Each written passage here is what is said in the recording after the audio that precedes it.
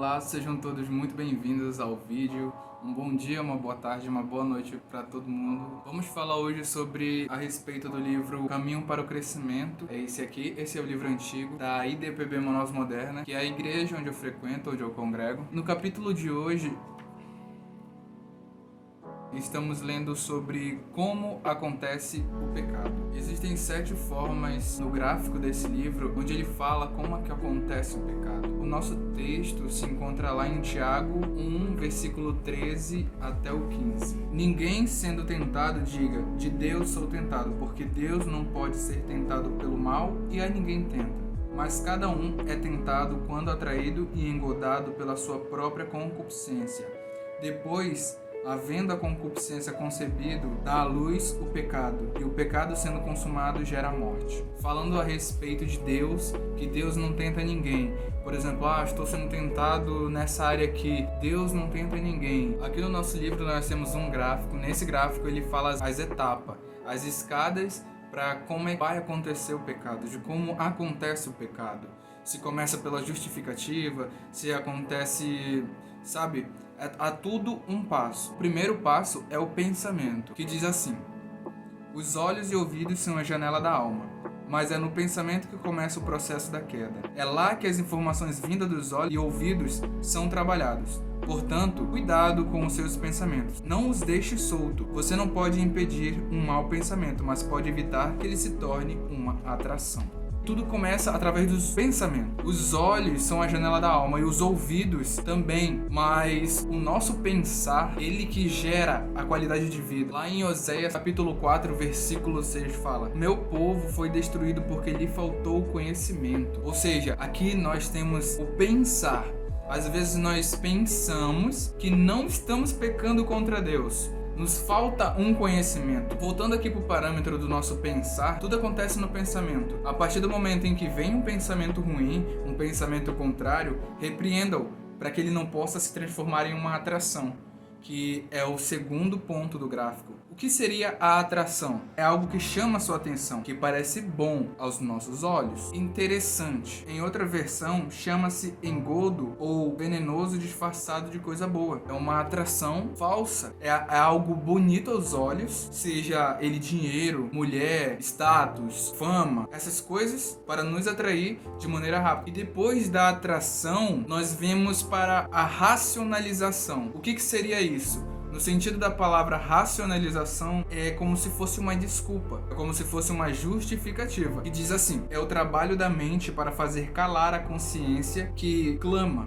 Racionalizar é o mesmo que dar justificativas àquilo que lhe atrai. Por exemplo, isso não é tão errado como se pensa. Mesmo que eu faça, ninguém vai ficar sabendo. Isso não vai prejudicar a minha vida com Cristo. E às vezes usamos até mesmo a palavra de Deus para nos justificar. Esse é um dos mecanismos do pensamento. Essas 3 etapas: o pensar, a atração e a racionalização. São esses os 3 que podemos englobar como pensamento. Então, a partir do momento em que nós racionalizamos uma desculpa enfeitada como algo bom, que seria a atração, e o nosso pensar que estamos fazendo a coisa correta, ou até mesmo nos justificando, que voltaria para a racionalização, estamos pecando. E depois dessas 3 etapas, nós vamos para a cobiça. E o que seria cobiça, Michel? É o mesmo que desejo, concupiscência. Depois da racionalização, surge o desejo pelo objeto. A cobiça é algo que é despertado. A pessoa começa a dizer: eu não vivo sem isso, eu preciso disso para viver, não tem jeito para mim. A pessoa já transformou aquele pecadinho, que não existe pecadinho ou pecadão, é tudo pecado. Mas aqui a pessoa já começou como algo inofensivo a princípio e já não consegue mais se libertar. Já se transformou aquilo em um vício. E depois dessas etapas, nós vamos para que é o nosso 5º ponto. O que seria a sedução? A sedução é uma atração incontrolável. Nesse ponto, a pessoa já não consegue ter mais nenhum discernimento do perigo que corre. É quase impossível que você volte atrás. É só uma questão de tempo para tomar uma atitude errada. Ou seja, você já racionalizou, já não consegue viver sem, você já se sentiu atraído, viu que aquilo era algo bom aos seus olhos humanos, mas esqueceu que também somos seres espirituais e foi atraída e seduzida. E nesse ponto, a pessoa está cega espiritualmente e não percebe o risco que está correndo. E então, entramos no nosso sexto ponto, que seria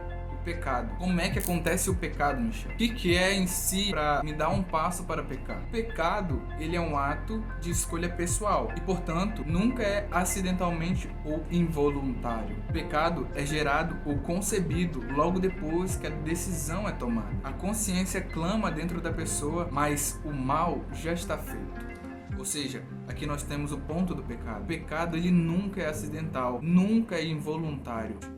Mas eu quero falar do último ponto agora, que é a morte. Porque o salário do pecado é a morte. A pessoa procura ter relação, comunhão, alegria na presença de Deus. E não tem mais. A pessoa não consegue mais ter isso. É o básico. Ela está espiritualmente separada do Senhor. E onde nós podemos encontrar esse texto, Michel? Lá em Romanos capítulo 3, versículo 23. Porque todos pecaram e destituídos estão da glória de Deus. E destituídos querem dizer separados, afastados da glória de Deus. Quando nós pecamos, de fato, nós não sentimos mais aquela alegria, aquela presença, aquela unção, pelo fato de nós estarmos separados de Cristo Jesus. Também onde nós podemos justificar é em Romanos capítulo 6, versículo 23. Porque o salário do pecado é a morte, mas o dom gratuito de Deus é a vida eterna. Por Cristo Jesus, nosso Senhor. Jesus que morreu na cruz por mim e por você. Ele nos salvou. E não seja por isso que vamos continuar a pecar. Temos a plena consciência entre o bem e o mal. E aquele que conhece a palavra e não pratica, ele é mentiroso. Então, você que está ouvindo esse vídeo agora, eu espero que você realmente tenha gostado. Tenha colocado na sua mente esse conhecimento, essa bagagem a mais para a sua carreira cristã. E para mim também, né? E então eu espero realmente do fundo do meu coração ter ajudado vocês em alguma coisa, em alguma área da sua vida em específico. Se você gostou, deixa o like, se inscreva, comente, ativa o sininho da notificação e até um próximo vídeo em um outro momento. Amém? Um abraço.